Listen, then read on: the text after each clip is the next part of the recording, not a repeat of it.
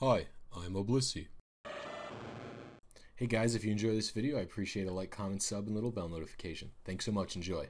Thanks to my sponsors for your continued support, and to Bradley Woodring for donating the $50 to allow me to buy this copy of Colosseum. Thank you guys so much. Hey everyone, so this is going to be a tutorial on how to RNG abuse in Pokemon Colosseum. Not XD Gale of Darkness, only Colosseum. Separate methods are required for XD. So this is going to be how you could get like pretty easy shiny Pokemon in this game. You can also use it to get Pokemon with some good stats if you go about that. Route.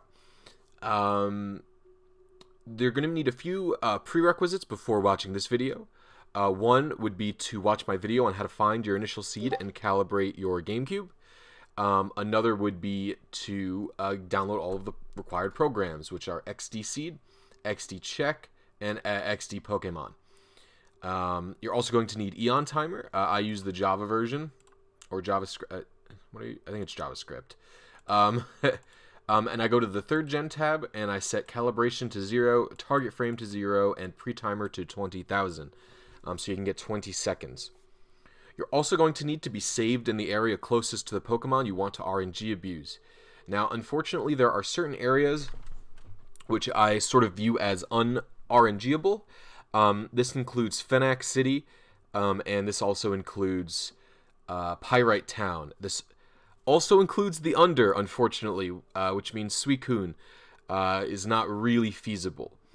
The easiest and safest areas to learn this type of RNG are Realgam Tower and in Pyrite Town, not the main town, but their hideout, and not the Under hideout. It's the place where you're taken after you win the Colosseum in Pyrite Town, and they go to give you a Shadow Pokemon, and they realize, wait, you're evil. That place is also safe. So I would suggest there or Realgam Tower for your first RNGs. Another thing to note is the re-encounters with Pokemon are not RNGable at all. The first time you see a Pokemon, its PID and stats and everything are all set. So if you kill a Pokemon and you want to try and RNG it later, I actually did this with all 3 legendary beasts, thinking, oh, I'll just RNG them in Realgam Tower. They're already set. You can't RNG them there. So that's just some things to keep in mind. Shadow Pokemon Lab and Snag'em Hideout are both, it's potentially possible. It is possible to RNG there. It's just harder. So I will actually probably make separate videos going over my methods on how to get Pokemon there.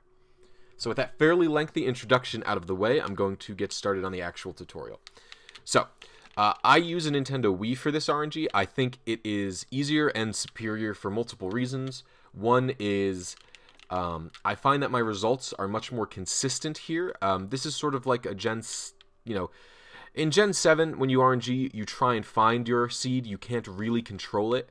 In this, we start our game at a specific date and time to control the range of seeds we could find. I find that the Wii is much more consistent for me.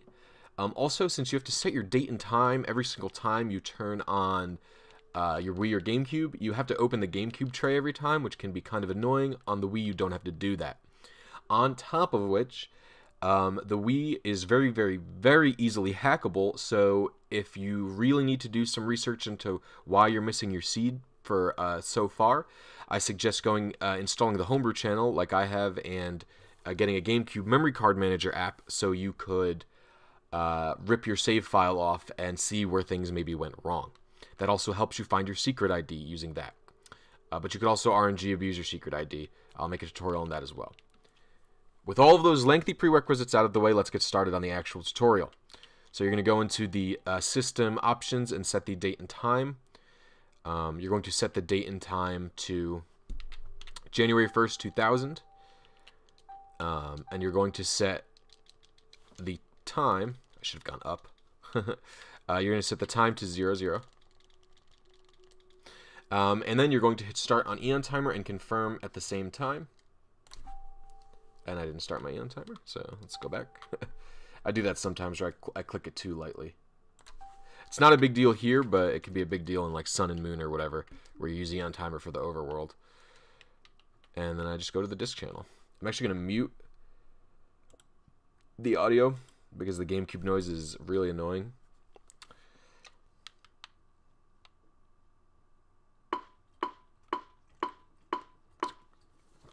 Okay, so once you have once you start the game, you're gonna open up XD Seed and you're gonna set your calibrated range. Unmute this. You're gonna set your calibrated range that you did in the video, where I showed how to calibrate your GameCube and find your seed range and how to find your initial seed. Again, I can't stress enough, if you don't watch that, it's gonna be pretty tough to follow along. So single battle, ultimate, and I'm gonna say everything out loud. Seth Swampert, just so you guys can get an idea of where things are. Thomas Entei.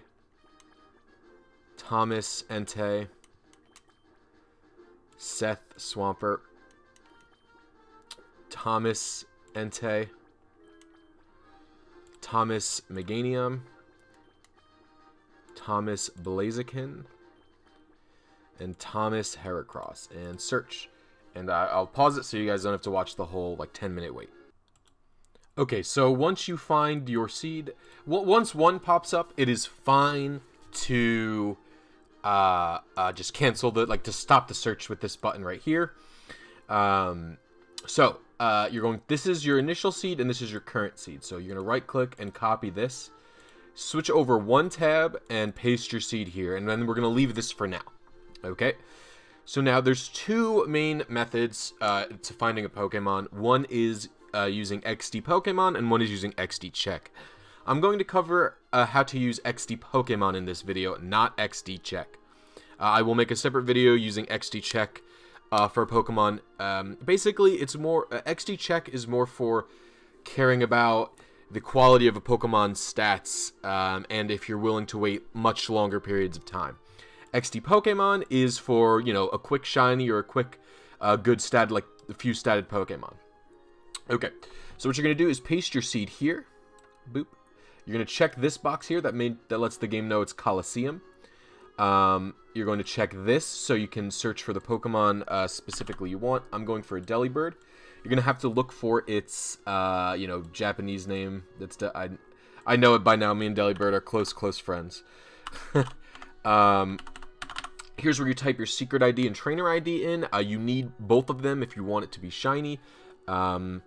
Again, you can RNG it, which I will also make a video on, but it's much easier just to use a hacked Wii to find out your secret ID. I'm double checking my IDs right here. 61497. Yeah, okay. So check this box if you want a shiny. I do. These are all your IVs, so health, attack, defense, special defense, speed.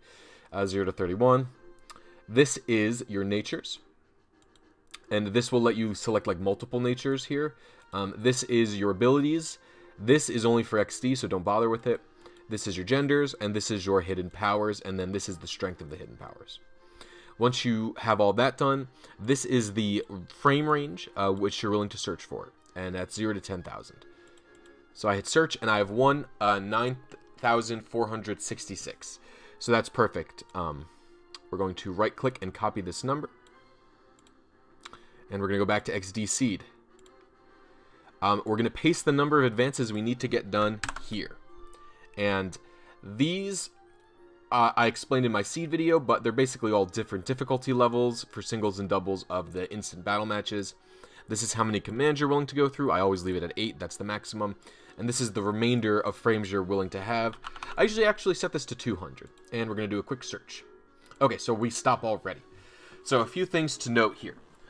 We want a remainder that is a multiple of either 20 or 7. And the reason for that is the only fine tuning advancement methods we can do are either opening our captured Shadow Pokemon menu, which will advance it by 7, or going into Rumble and saving the Rumble setting, which will advance it by 20, or saving the game at a PC, which also advances by 20. So basically, this is a list of commands we have to input, all these Japanese characters here. And then this is how many frames it would advance us, and this is the remainder of frames it gives us. Now, having a 0 is perfect because As you can see, this shiny would be on a frame 9466. So this series of commands will advance us perfectly to that. But let's say you didn't have that. You would want something that is, again, either a multiple of 7 or 20. So, 20, 40, 60, 80, 100. So I could have used this one if I wanted to. And multiples of 7 also work. I don't know the multiples of 7. It's, what would it be, 14, 28. I'm bad at math past that. Let me see. I'm Googling multiples of 7. 35. 42. So we could have used this one. And then you could potentially use a combination of both. For example, if there was 27 frames remaining somewhere, you could do one Rumble advancement and then do and then you could do one Shadow Pokemon menu advancement. But we're gonna take the one that's 0 frames because it's really neat. Okay, so again, I explained this in my seed finding video, but I'll go over it again. The first symbol here denotes if it's singles or doubles quick battle you're entering, and then the second symbol denotes the difficulty level, so you just have to match them up. This is hardest, so this is ultimate, hard, normal, and easy. And it's the same thing for doubles, ultimate, hard, normal, easy. But this symbol right here, this little happy face, denotes singles. And then this symbol here, I don't have a good analogy for it, but it denotes doubles. All of ours, or most of ours appear to be singles. So doing in order, it's singles ultimate. So I'll hover this. Go in and back out. Let's go in again. Singles ultimate again.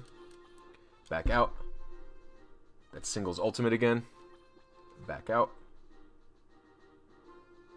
Singles ultimate again. Back out.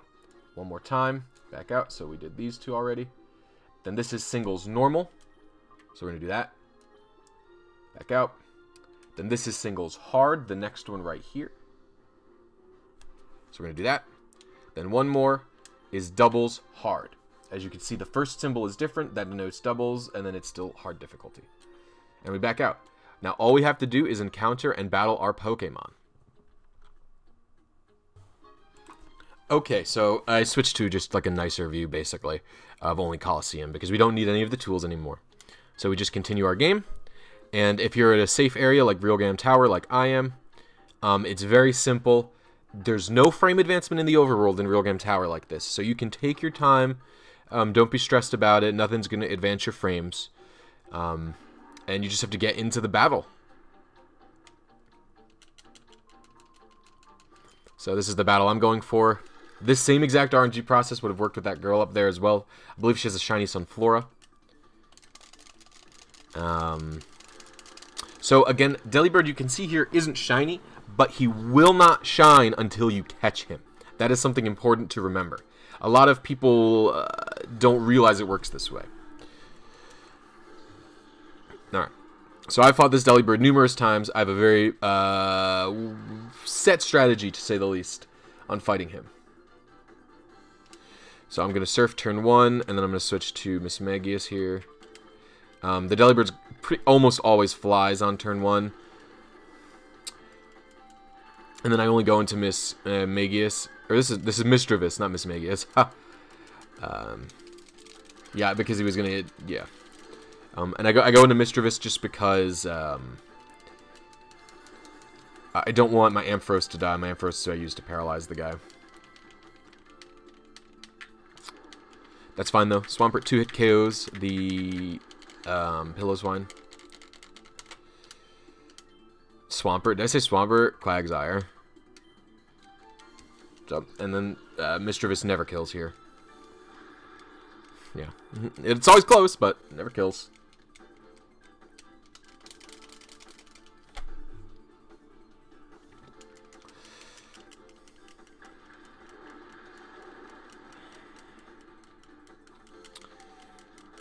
The hard part about this is honestly like the suspense of trying to catch it to figure out what you did wrong. Oh, crit. That's actually okay. That means I don't have to do any more surfs. I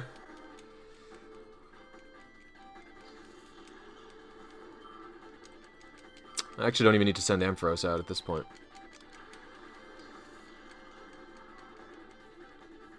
I will yawn with Quagsire. And I will just use an item with just my Ultra Ball with Misdreavus. You don't want to damage Delibird anymore. All these stupid Shadow Pokemon, no Shadow Rush and can hurt themselves. It's really annoying. Hopefully Delibird doesn't fly. That'd also be annoying. Oh, I got it. Okay. Usually I need to status condition. It's actually a very whiny Pokemon about that. Okay, and if all went well, it should shine. Will this hit Glalie? Oh, it will. I didn't know that. Okay, so let's check it out. The moment of truth. Boom! Shiny boy Delibird.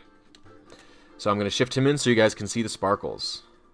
Then I'm going to heal him so he doesn't instantly die as well.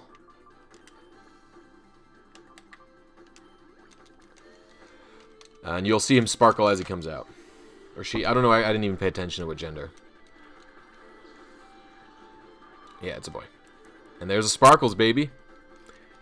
So as you can see, that's how you can RNG Pokemon. It's really, really easy in this game as long as you're not in an area with lots of advancements. It just seems intimidating because of all of the Japanese tools and such you'll need to use it. Again, I will go over a guide on how to Shadow Ball him. I'll do a guide on how to use XD Pokemon to get Pokemon, because if you look at my Delibird stats, they're not going to be great. The IVs I have for it are 2 HP, 9 attack, 20 defense, 14 special attack, 27 special defense, and 11 speed. So it's not a great statted Pokemon, but it's good for shinies if you just want a shiny for maybe the Ribbon Challenge or something along those lines. On top of this, but the XD check method is much nicer for really like some good statted Pokemon. I'll cover that with maybe Heracross or something whose stats I care about. Again, watch the seed video so you can see how to do all sorts of different advancements. Maybe I'll do a video specifically showing the XD check video will probably show me using more of the advancement methods than this. So this is sort of just your beginner's guide to doing it, and I'll have a few more advanced guides on the way. If anyone has any questions or comments, please leave them down below. I'm happy to answer anything. On top of that, I would like to give a thanks to Jinzaru, who made these tools and wrote the Japanese guide that I sort of picked info from. I would like to thank Bradley Woodring again for being the person who donated the money to let me buy this copy of Colosseum. I know it took a long time, but you know, it was hard to figure all this out. And just a general thanks to anyone who watches my videos and all the RNG people. Thank you guys so much, and I'll see you next video.